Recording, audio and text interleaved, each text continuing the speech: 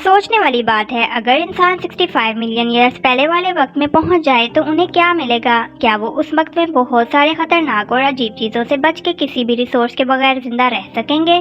ऐसा ही कुछ आज की मूवी के दो साइंटिस्ट के साथ होता है। तो अब वो इस मुश्किल से कैसे लड़ते हैं, जानने के लिए एक्सप्लेनेशन की तरफ बढ़ते हैं। मूवी की शुरुआत में हमें बताया जाता है कि ये दुनिया बहुत बड़ी है और हर अलग गैलेक्सी में अलग अलग किस्म के जानवर देखे जा सकते हैं। फिर एक बच्ची समंदर के किनारे खड़ी नजर आती है। ये बच्ची हमारे हीरो मिल्स की बेटी है, जिसे एक खतरनाक बीमारी है जिसका इलाज काफी महंगा है और मिल्स के पास इतने पैसे नहीं थे। अब अपनी बेटी की जान की खातिर पैसे जमा करने के लिए उसने एक पायलट की हैसियत से स्पेस मिशन पर जाने का फैसला किया। स्पेस मिशन में वो साइंसदानों की टीम को किसी प्लेनेट में ले जाएगा और वहाँ तक पहुँचने में उन्हें पूरे 2 साल लग जाएंगे। वो अपनी बीवी से इस बारे में बात करते हुए उदास था कि वो पूरे 2 साल बाद वापस आएगा। औलाद के लिए माँ बाप कितनी कुर्बानियाँ देते हैं और वही बच्चे बड़े होकर आराम से कह देते हैं कि आपने हमारे लिए किया ही क्या है। खैर, मिल्स की बेटी ऐसी नहीं है और वो अपने डैडी को दुखी हुए अलविदा कहती है और इसी इंतजार के साथ कि उसके डैडी एक दिन सही सलामत उसके पास वापस आएंगे।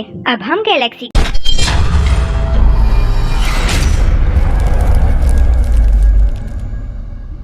की गहराई में मौजूद स्पेसशिप को देखते हैं, जिसके रास्ते में अजीब अजीब चीजें आती हैं जो स्पेसशिप से टकरा जाती हैं। उनके टकराने से स्पेसशिप में मौजूद मिल्स जाग जाता है और वो जागते ही स्पेसशिप को खुद से ऑपरेट करने लगता है। स्पेसशिप में मौजूद सब साइंसदान अपने अपने स्लीपिंग चैम्बर्स में सो रहे थे और मिल्स स्पेसशिप पर काबू पाने की पूरी कोशिश कर रहा था। तो वो अपनी और स्पेसशिप में मौजूद लोगों की जान बचाने के लिए स्पेसशिप को सामने मौजूद प्लेनेट पर लैंड करने का फैसला करता है, लेकिन वो ऐसा नहीं कर पाता, जिस वजह से स्पेसशिप पूरी तरह तबाह हो जाता है और वो चट्टानों से टकराने लगता है।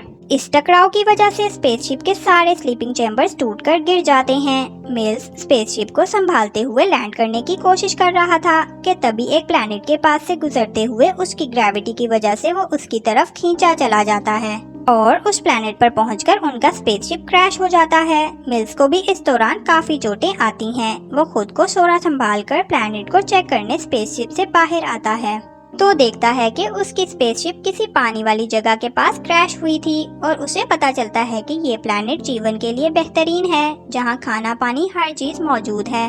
इसके साथ मौजूद सब लोग जो स्लीपिंग चैम्बर्स में थे वो सब के सब अपनी जान गंवा चुके थे।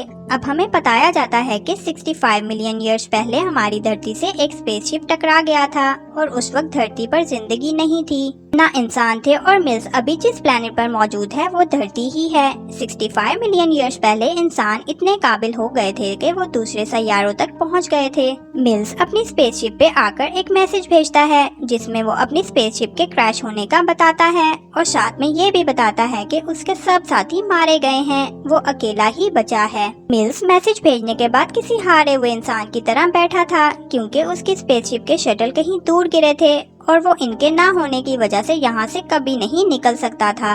वो मायूस होकर अपनी जान लेने की कोशिश करता है, लेकिन ऐसा नहीं कर पाता क्योंकि उसे अपनी बेटी का इलाज करवाना था, इसलिए उसे वहाँ से जिंदा लौटना था।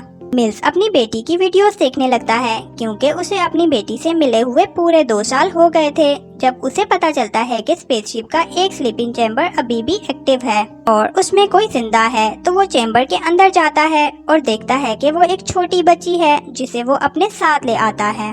उसे चैम्बर की मालूमात से पता चलता है कि बच्ची का नाम काओ है। अगली सुबह मिल्स की स्पेसशिप के कंप्यूटर उसे एक लोकेशन के बारे में बताते हैं जहां से उसकी स्पेसशिप के शटल के सिग्नल्स आ रहे हैं। ये देखकर मिल्स अकेला ही उस तरफ जाने लगता है। रास्ते में उसे काफी बड़े जानवर के दांत नजर आते हैं। वो डायनासोर के कंकड़ भी देखता है और जिस जगह वो मौजूद था वहाँ बहुत सारी जहरीली गैसेस भी थीं, जो किसी भी चीज को बहुत जल्दी हजम कर सकती थीं। मिल्स अपनी डिवाइस की मदद से पता करता है कि उसका स्पेस शटल कितनी दूरी पर है। उसे पता चलता है कि वो यहाँ से 15 किलोमीटर दूर है। वहाँ एक छोटा डायनासोर भी था जो मिल्स पर हमला कर देता है, तो मिल्स उसे मारकर आगे बढ़ जाता है। तभी काऊ भी वहाँ आ जाती है जो स्लीपिंग चैम्बर में सब जिंदा मिली थी। मिल्स उसे लेकर अपनी स्पेसशिप में वापस आ जाता है और उसे बता देता है कि हम किसी प्लेनेट पर फंस चुके हैं जिसका नाम मुझे नहीं पता। वो उसे बताता है कि हमारे पास एक ही रास्ता है जो स्पेसशिप शटल है, जो यहाँ से 15 किलोमीटर दूर है।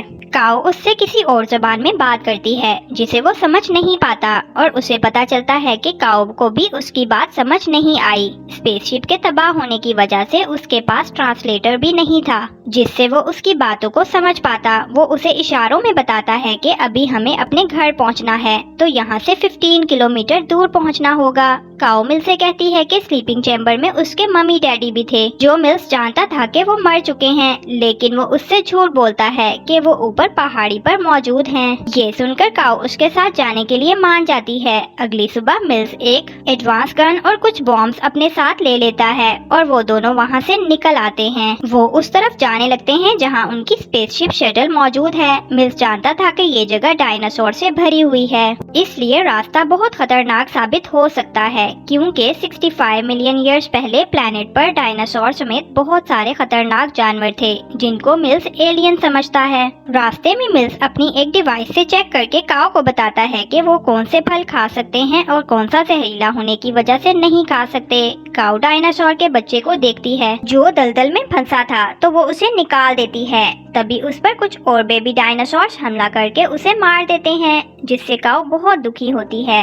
दोनों आगे जाते हैं तो उनको एक नदी नजर आती है जिससे वो पानी पीते हैं। मिल्स एक पेड़ पर चढ़कर पता लगाने की कोशिश करता है कि स्पेसशिप शटल कितनी दूरी पर है। तभी पेड़ की टहनी गिरने से मिल्स नीचे गिरता है। उसके गिरने की आवाज सुनकर काफी बड़े बड़े डायनासोर्स उनकी तरफ आने लगते हैं, तो मिल्स अपनी गन से उन्हें मारने की कोशिश करता है। वो डायनासोर बहुत बड़े और ज्यादा थे, इसलिए काओ उनसे डरकर दूर भाग जाती है। वहाँ भी एक डायनासोर काओ पर हमला कर देता है, तो मिल्स आखिरी वक्त पर उसकी जान बचाता है। मिल्स काओ को उठा के भागने लगता है क्योंकि उसको काओ को देखकर अपनी बेटी याद आती थी जिसे वो 2 साल पहले अपनी प्लेनेट पर छोड़ आया था। काओ डायनासोर से इतनी डरी हुई थी कि वो मिल्स से भी डरने लगती है, तो मिल्स सीटी बजाता है तो काओ को अंदाजा हो जाता है कि काओ को उससे कोई खतरा नहीं है।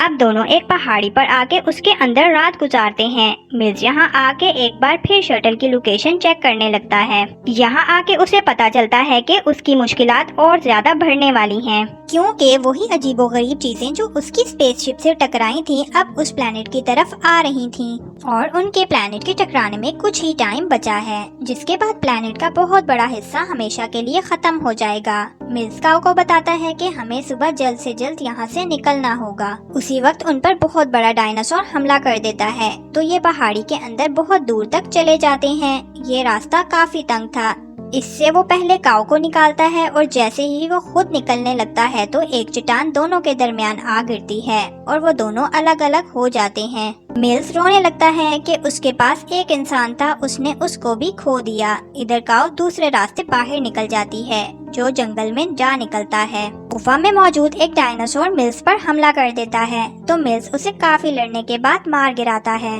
दूसरी तरफ जंगल में मौजूद काओ कुछ जहरीली चीजों से बचाव के लिए हथियार बना लेती है। मिल्स पहाड़ी से निकल आता है। जब वो बाहर आता है तो उसे एक बहुत बड़ा सा शहाबे सकब जमीन की तरफ आता नजर आ रहा था, इसीलिए मिल्स काओ तक फौरन पहुंचना चाहता था ताकि वो लोग जल्द यहाँ से निकल सकें। दूसरी तरफ काओ पर डायनासोर हमला कर देता है और उसके चिल्लाने की आवाज सुनकर मिल्स फौरन उसकी तरफ भागने लगता है, तो वो दलदल में फंस जाता है। काओ अपनी जान बचाने के लिए एक खोखले दरख्त में पनाह लेती है, लेकिन बेबी डायनासोर भी वहाँ आ जाता है, जिस पर काओ छोटे छोटे ग्रेनेड बॉम्ब उसमें डाल देती है जो उसे मिल्स ने दिए थे। इन बॉम्ब्स की वजह से डायनासोर मर जाता है। उसी वक्त काओ को मिल्स के चिल्लाने की आवाज आती है। मिल्स दलदल में फंस गया था और आहिस्ता आहिस्ता दलदल उसको अपनी तरफ खींच रही थी। काओ आखिरी वक्त में आकर उसे निकालती है। अब वो दोनों बगैर किसी देर के आगे बढ़ने लगते हैं और इस पहाड़ी पर पहुंच जाते हैं जहां उनकी स्पेसशिप शटल मौजूद था।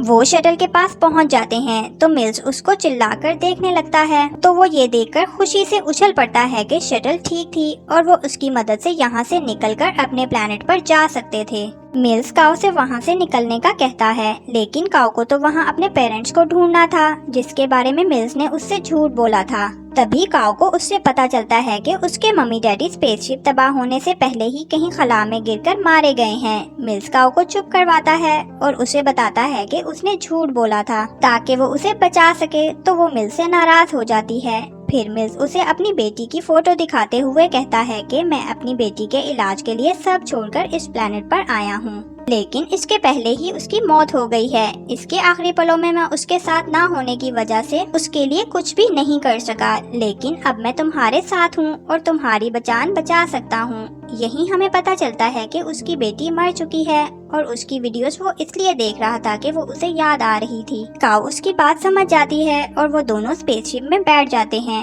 और उसी वक्त उस प्लेनेट पर शहाबे सकब गिरने लगते हैं और उनकी स्पेसशिप पर भी गिरते हैं। उनका स्पेसशिप पहाड़ी पर होने की वजह से नीचे गिरने लगता है और उनके गिरते ही उनके इंतजार में बैठा वहां डायनासोर आ जाता है और स्पेसशिप को तोड़ना चाहता है। मिल्स की गन भी जवाब दे चुकी थी। इससे वो डायनासोर का ध्यान भटकाने को गन लेकर भागने लगता है और वो अपनी गन से डायनासोर को शूट कर देता है। तभी दूसरा डायनासोर वहां आकर मिल्स को मारने लगता है, तो काऊ डायनासोर का ध्यान भटकाने को मिल्स की बेटी की होलोग्राफिक इमेज बना देती है। डायनासोर इस इमेज पे हमला करने लगता है और उसका ध्यान भटकते ही मिल्स उसे भी मार देता है। मुसीबत आती है तो अकेली नहीं आती, उनके पास एक और डायनासोर बिन बुलाए मेहमान बनकर आ जाता है। मिल्स डायनासोर से बचने के लिए भागने लगता है, पर ऐसी जगह पहुंच जाता है जहां धरती से बहुत सारी गैसेस बाहर निकल रही थी। मिल्स डायनासोर को वहां ले आता है, लेकिन उस डायनासोर पर उन गैसों का कोई असर नहीं होता और वो मिल्स की तरफ बढ़ने लगता है। उसी वक्त काऊ वहां आ जाती है और उसने जो जहरीला हथियार बनाया था वो डायनासोर की आंख में खोप देती है, तो वो डायनासोर वहीं मर जाता है। काऊ और मिल्स की जान बच जाती है और वो भागकर स्पेसशिप की तरफ जाते हैं। तब तक बहुत बड़े बड़े शहाबे सकब धरती पर गिरना शुरू हो गए थे। उसी वक्त एक बहुत बड़ा शहाबे सकब धरती की तरफ आने लगता है, लेकिन इससे पहले वो धरती के ऊपर गिरता ये दोनों स्पेसशिप में बैठकर चले जाते हैं। इनके जाते ही शहाबे सकब धरती पर गिरकर धरती को तबाह कर देता है और ये दोनों जान बचाने पर खुश होते हुए अपने प्लेनेट की तरफ जाने लगते हैं।